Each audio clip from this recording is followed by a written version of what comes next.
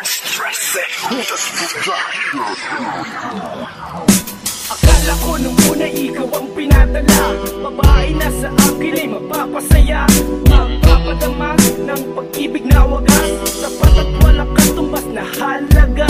Pero ang lahat ay panaginip lang pala, lahat ng ito ay kalokohan lang pala, kalungkutan lang pala ang aking mapapala. Bakit nakilala ka kung sasaktan mo lang pala?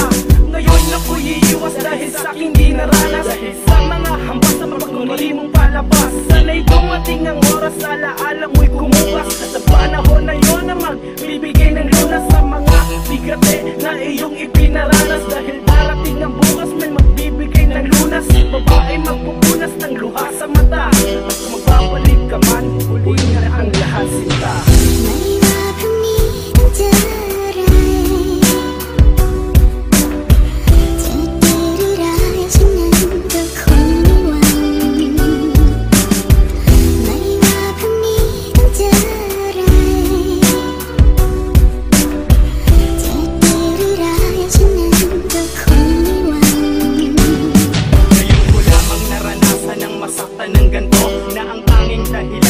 Babaeng mahal ko, naging tangang baliw sa'yo, pero ayos lang sa akin. Kung anong pagkakasala mo'y handa kong patawarin, dahil mas ginusto ko ang magpakamanhid na lang habang ako'y nasasaktan at tuloy ang pagpatak ng mga luha sa aking mata. Ikaw ang tanging dahilan kung masang totoo ka sa'kin at ikaw ay akin lang. Ngunit ano nga bang mali, bakit ako'y niloko mo?